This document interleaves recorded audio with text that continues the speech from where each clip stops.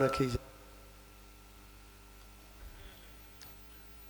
જેમને શિવાની મૂર્તિ કહી શકાય અને જ્યારે વડતાલ આવીએ ત્યારે જેમની હાજરી અચૂક આપણી નજરે અને સેવાના ભાવ સાથે સતત સંત સમાજને, સત્સંગીઓને અને હરિભક્તો અને મંદિરમાં જેને દર્શન કરાવતા સૌ દર્શનાર્થીઓને પ્રેમથી જેઓ આવકારી અને એક સેવાના ભાવ સાથે જેમનું સમગ્ર જીવન જોડાયેલું હતું એવા પરમ પૂજ્ય શ્યામ સ્વામીની જ્યારે અમે તો કાર્યક્રમમાં હતા, હું સંજયભાઈ બધા સાથે બેઠા હતા અને વાત મળી, અમને પણ ખૂબ દુઃખ થયું.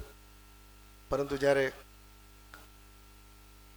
ભગવાનની મરજી વગર તો તરણું હાલતું નથી, ત્યારે એમની મરજીથી સેવાના ભાવ સાથે જેમનું જીવન જોડાયેલું હતું તેઓ ધામમાં ગયા છે, ત્યારે આપણને સૌને એમની ખોટ તો રહેવાની જ છે.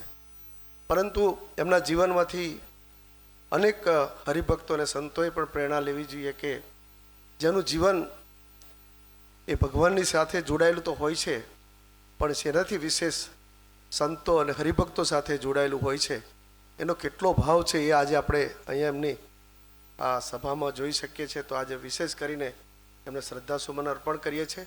આવો એમના સેવાના ભાવને આપણે કાયમ જાળવી રાખીએ અને આ સત્સંગમાં જે એમના જીવનકાળ દરમિયાન જે સેવા કરી છે એ સેવા ચિરંજીવી બની રહેશે અને અનેક વ્યક્તિઓને એની પ્રેરણા પણ મળી રહેશે. સૌને જય સ્વામિનારાયણ.